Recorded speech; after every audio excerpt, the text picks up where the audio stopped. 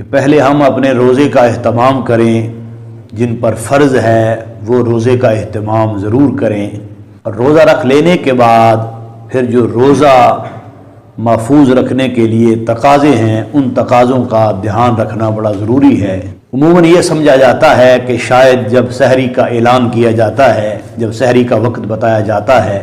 تو اس وقت اٹھ کر کھا پی لینا اور جب ٹائم ختم ہو جائے تو نیت کر کے سارا دن کھانے پینے سے باز رہنا، یہی روزہ ہے، جبکہ حقیقتاً روزہ یہ ہے کہ انسان اپنے سارے اعضاء پر پہرا بٹھا دے، اپنی آنکھوں کا دھیان رکھے، اپنے کانوں کا دھیان رکھے، اس کی آنکھیں ناجائز نہ دیکھیں، اس کے کان وہ چیزیں نہ سنیں کہ جن کے سننے پر شریعت بیزار ہوتی ہے، اللہ اور اس کے رسول صلی اللہ علیہ وسلم کی رحمتیں دور ہو جاتی ہیں۔ ایک مومن ہونے کی حیثیت سے، مسلمان ہونے کی حیثیت سے ہم میں سے ہر ایک کو اپنے روزے کا تقدس بحال رکھنے کے لیے ان تمام چیزوں کو ترک کرنا ہوتا ہے کہ جن چیزوں کے کرنے پر اللہ کی ذات ناراض ہو جاتی ہے یا انسان نار جہنم کا مستحق ہو جاتا ہے۔ حدیث رسول صلی اللہ تعالی علیہ وسلم کے اندر 20 مقامات پر اس چیز کا ہمیں اظہار اور اعلان عطا فرمایا گیا ہے کہ روزہ دار روزہ رکھتے ہوئے یہ مت سمجھے کہ میں اس لیے روزہ رکھوں کہ لوگ مجھے روزہ دار کہیں، میں اس لیے روزہ رکھوں کہ لوگ میرے نیک ہونے کا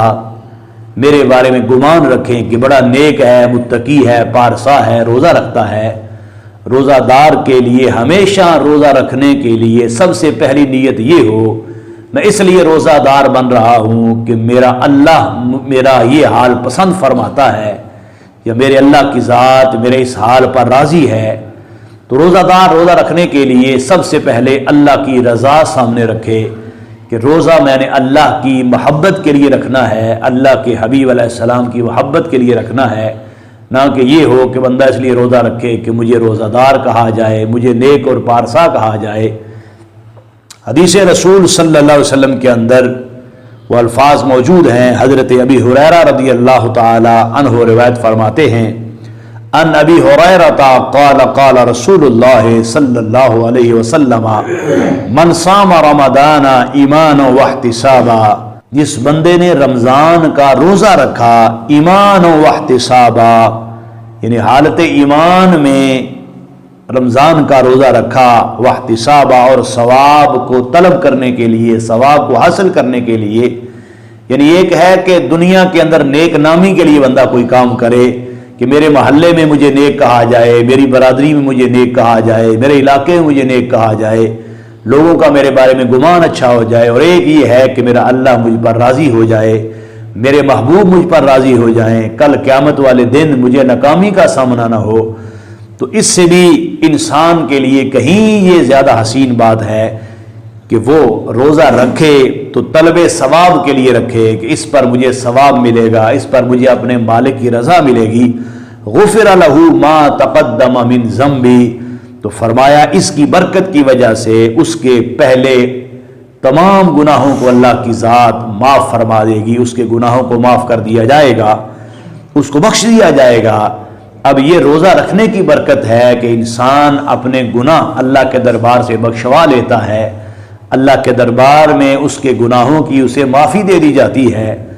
تو اب ایک روزہ دار کے لیے یہ اتنا ضروری ہے کہ وہ روزہ رکھنے کے ساتھ ان تمام چیزوں سے بچا رہے، دور رہے کہ جن کی وجہ سے روزے کے ثواب میں کمی ہوتی ہے، روزے کا نور اس سے انسان محروم ہو جاتا ہے۔ بطور مثال ایک بندے نے روزہ رکھا ہوا ہے، روزہ رکھ کے وہ جھوٹ بھی بولتا ہے، چغلی بھی کرتا ہے، چوری بھی کرتا ہے، فحش گوئی کرتا ہے، گالی گلوچ کرتا ہے، کسی کو برا بولتا ہے، ماں باپ کی توہین کرتا ہے، انہیں پریشان کرتا ہے، یا دیگر اعمال سیئہ برے اعمال ان میں مصروف اور مشغول رہتا ہے، تو ایسا بندہ روزے کی حقیقت سے محروم رہ جاتا ہے۔